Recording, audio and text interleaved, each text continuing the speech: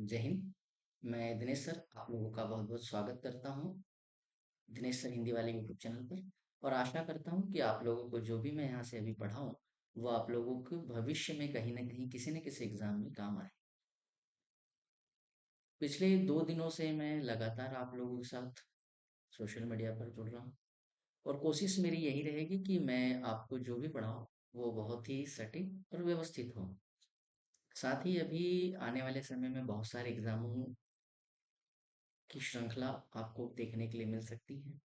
तो कृपया बने रहिएगा। चैनल पर जो लोग नए आ रहे हैं या जो लोग अभी जिनको नहीं पता है वो, जिनको पता है और जिनको नहीं पता, तो जिनको पता है वो कृपया अपने दोस्तों तक चैनल को पहुंचाने में मेरी मदद करें। और चैनल पर आप लोग आने के लिए यूट्यूब पर दिनेश सर हिंदी वाले सर्च करें। तो शुरू करते हैं। जैसा कि मैंने कहा था कि विविध के टॉपिक से मैं शुरू करूंगा, पर उससे पहले टॉपिक पढ़ाने से पहले मैं कुछ उसी टॉपिक से संबंधित एमसीक्यूज आपको बताने का प्रयास करता हूँ और इसमें देखते हैं कि प्रश्न आते कैसे हैं और फिर उसकी गहराई को देखते हुए मैं आपको टॉपिक भी पढ़ाऊँ। तो आज मैं कुछ पहले आपको प्रश्नों के साथ जोड़ देता हूँ, फिर मैं टॉपिक के साथ भी जोड़ दूंगा। आपको पता ही होगा कि अभी वर्ग 3 का भी नोटिफिकेशन जारी होने वाला है, क्योंकि न्यूज़ में चर्चा है, मतलब कहीं ना कहीं बात तो होगी ही। तो तैयारी के लिए समय बहुत कम मिल रहा है। कम समय को कैसे यूटिलाइज करें उसकी भी मैं आपको रणनीति बताऊंगा और अपनी तैयारी को कैसे करें। तो हम बीच बीच में ये सारी चर्चाएं करते रहेंगे, क्योंकि अब मुझे आपके लिए इस तरह की वीडियो बनाना है, तो रोज हमसे मुलाकात आप लोगों की होती ही रहेगी। तो चलो शुरू करते हैं। आज का पहला प्रश्न, जैसा कि आप लोग देख पा रहे हो, पहला प्रश्न आपके सामने लिखा हुआ है, निम्नलिखित में से कौन द टेस्टामेंट्स नामक पुस्तक के लेखक हैं। ये प्रश्न जो आप लोगों के सामने मैं प्रस्तुत कर रहा हूँ, ये किसी न किसी एग्जामों में आ चुके हैं या आने की संभावना बनती है। पूरी पूरी संभावना है कि यह पेपर में आने की चांसेस है इनके। तो सबसे पहले तो प्रश्न आप लोगों ने पढ़ लिया होगा, अच्छे से सुन भी लिया होगा। अब इसके उत्तर की बारी है, तो आइए इसका उत्तर चयनित करते हैं। इसका उत्तर है मार्गरेट मार्गरेट एटवुड, इनके द्वारा लिखित यह पुस्तक है। तो ये है आपका उत्तर। ये तो अभी कुछ ही प्रश्न मैं आप लोगों से सॉल्व करवा रहा हूँ। आगे चलकर इनकी बहुत सारी श्रृंखला आपको देखने के लिए मिलेगी। चलिए अगले प्रश्न तक चलते हैं। 1084 की माँ पुस्तक के लेखक कौन है। 1084, याद रखिएगा, नई नई किताबें हैं, पुरानी भी है, नई भी है, और कुछ पुराने क्वेश्चन है, कुछ नए क्वेश्चन है, तो आप लोगों को बहुत मदद करेंगे। और विविध के श्रृंखला को मैं कुछ ऐसे नहीं कि कहीं से भी कुछ भी, एक एक टॉपिक प्रॉपर समझाऊंगा, उसके एमसीक्यूज भी कराऊंगा, और पुराने भी क्वेश्चन होंगे, कुछ नए क्वेश्चन भी होंगे, और उनके साथ करंट को जोड़ूंगा। चलिए इसका आंसर बताइए आप लोग, इसका आंसर क्या है। यह क्वेश्चन जहां तक मुझे याद है एसएससी 2020 का क्वेश्चन मालूम पड़ता है कि एसएससी 2020 में यह प्रश्न आया था। क्या रीता कोठारी, सुगाथा कुमारी, कृष्णा शोभती या महाश्वेता देवी। तो इसका सही आंसर है महाश्वेता देवी। ये इसका सही आंसर मालूम होता है। चलिए अगले प्रश्न तक चलते हैं। पाथवे टू गॉड नामक पुस्तक के लेखक कौन है। बहुत ही महत्वपूर्ण किताब है, क्योंकि किसी ने भी कभी सोचा नहीं होगा कि इस तरह की किताब महात्मा गांधी जी ने कभी लिखी होगी। परंतु मजे की बात यह है कि इसका उत्तर ही महात्मा गांधी है। इस किताब के लेखक ही महात्मा गांधी है। तो इसकी विस्तार से जानकारी मैं आप लोगों को जो डिटेल पढ़ाने वाला हूँ उसमें मिलेंगी। Pathway to God. चलिए उत्तर मिल गया होगा प्रश्न 3 का। अगला प्रश्न आपकी स्क्रीन पर ये रहा कि निम्नलिखित में से कौन सी पुस्तक बंगाली देशभक्ति की बाइबिल कही जाती है। बंगाली देशभक्ति, याद रखिएगा यहाँ लिखा है बंगाली देशभक्ति की बाइबिल कही जाती है। क्या गीतांजलि को, देवदास को, गोरा को या आनंद मठ को। तो मैं बता दूं, आनंद मठ को कहा जाता है? यह प्रश्न कई बार आ चुका है, अलग अलग एग्जामों में आ चुका है और आने की भी संभावना बनती है। तो कृपया इनको पढ़ते रहिएगा, ध्यान से समझते रहिएगा। चलिए, आपको उत्तर मिल चुका होगा। इसका उत्तर है आपके सामने बी। अगला प्रश्न देखिए। और ट्रेन टू पाकिस्तान, यह प्रश्न जो है एमपीपीएससी का भी प्रश्न है, व्यापम का भी प्रश्न है, एसएससी का भी प्रश्न है। यह प्रश्न कई जगह अलग अलग स्टेट्स में भी पूछा जा चुका है, अलग अलग एग्जामों में। तो क्यों नहीं इस प्रश्न को बड़े अच्छे से समझ ले। नामक पुस्तक में किसने लिखी है, ऐसा पूछा गया है। तो मुल्क राज आनंद, शोभा सिंह, रस्किन बॉन्ड या खुशवंत सिंह। तो इसका सही आंसर है खुशवंत सिंह। इनकी ऐसी और भी तीन चार किताबें जो बड़ी फेमस है। तो जब मैं इनके बारे में डिटेल बताऊंगा, तब आपको सारी चीजें वहां पर उपलब्ध हो जाएगी। तैयारी ऐसी करना है कि एक बार पढ़ना है, बार बार चक्कर नहीं काटने हैं यहाँ वहां। ठीक है। बार बार आपको एग्जामों के चक्कर नहीं काटना है, किसी एक एग्जाम को अच्छे से टारगेट कीजिए, निकल जाएगा आपका पेपर। चलिए शुरू करते हैं अगले प्रश्न की ओर। दी प्रिंस किसकी रचना है? द प्रिंस किसकी रचना है? गेटे, मैकियावेली, एडम स्मिथ या मैक्सिम गोर्की? आप लोग इसका उत्तर दे सकते हैं। क्या होगा आप लोगों के हिसाब से? द प्रिंस किसकी बुक है? प्रश्न नंबर 6, मैकियावेली। तो इसका सही आंसर है मैकियावेली। ठीक, बहुत अच्छे से आप लोग समझ रहे होंगे। अगले प्रश्न की तरफ चलते हैं। देखिए, अक्सर पूछा जाता है कि कल्हण ने कौन सी किताब लिखी है?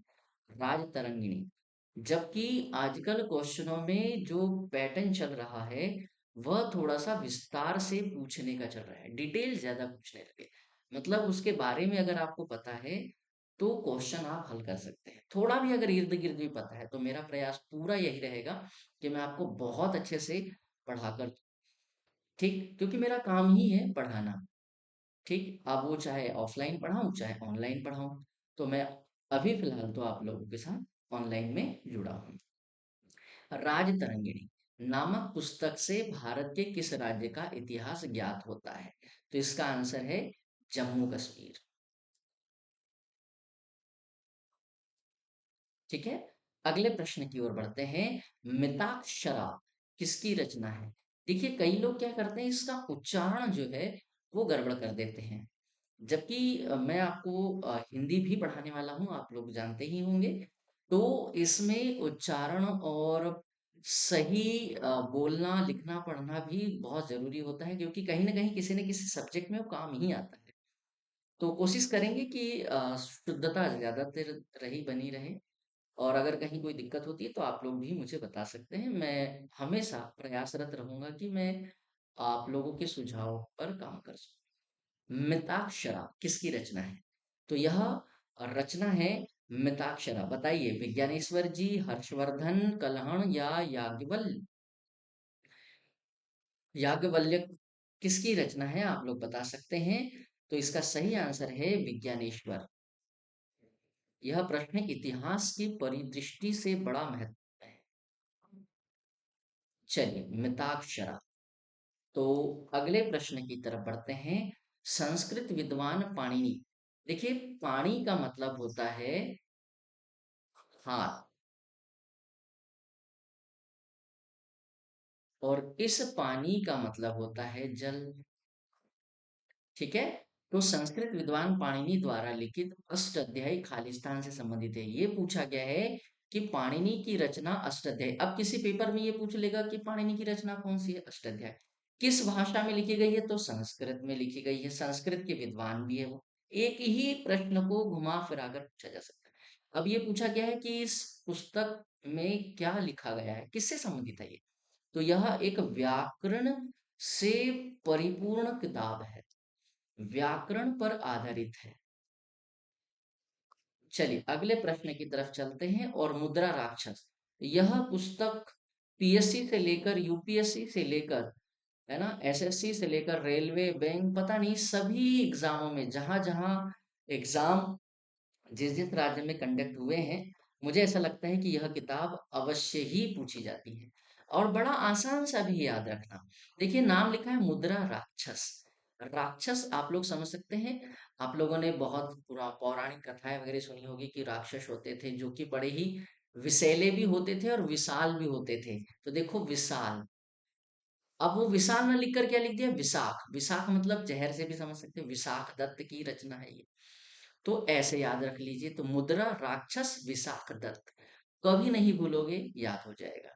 आई थिंक आप लोगों को यह वीडियो अच्छा लगा हो। अब इंतजार कीजिएगा आप लोग कि मैं टॉपिक पढ़ाना शुरू करूं।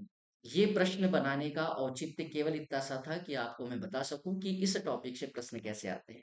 तो लुसेंट का जो विविध वाला पोर्शन है उसमें जितने भी टॉपिक है, 46 47 जितने भी टॉपिक है, उन सारे टॉपिक को पूरा विस्तार से पढ़ाने वाला हूँ। चाहे फिर वह बच्चा यूपीएससी की तैयारी करने वाला हो, या फिर पीएससी की तैयारी करने वाला हो, या एसएससी की तैयारी करने वाला हो, या रेलवे की तैयारी करने वाला हो, या किसी भी एग्जाम से संबंधित वह छात्र तैयारी अगर कर रहा है, तो उसके लिए मेरे सारे वीडियो कामगर सिद्ध होंगे। कहीं ना कहीं किसी न किसी एग्जाम में उसको अवश्य लाभ मिले। और मैं इतना विस्तार से पढ़ाकर उसको दे दूंगा कि कभी कहीं कोई दिक्कत नहीं होगी।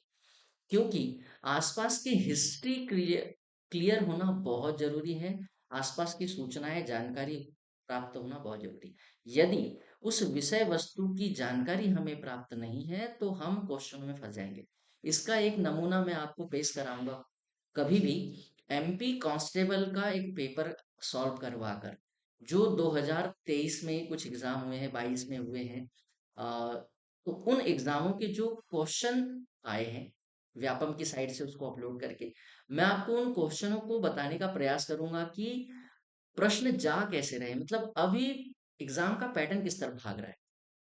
दूसरी बात, सबसे ज्यादा समस्या अभी जो बच्चों के सामने रहेगी वो रहेगी समय को लेकर। टाइम बहुत कम मिलेगा एग्जामों के लिए, तो फिर तैयारी कैसे करें, तो एक वीडियो हम इस पर भी बताएंगे। चलिए, तो आज के लिए इतना ही। आप लोगों को वीडियो अगर समझ में आता है, पसंद आता है, तो वीडियो को शेयर करें, लाइक करें और दोस्तों तक पहुंचाएं। और प्रयास करें कि जल्दी से जल्दी वीडियो के साथ ज़्यादा से ज़्यादा लोगों को जोड़ें। अभी तो मैं आप लोगों को ऑनलाइन नहीं, मतलब लाइव क्लासेस नहीं दूंगा, रिकॉर्डेड ही दूंगा, क्योंकि यहाँ व्यवस्थाएं बनाने में मुझे थोड़ा सा समय लग पा रहा है। तो हम करते हैं आगे की तैयारी। जय हिंद, जय भारत।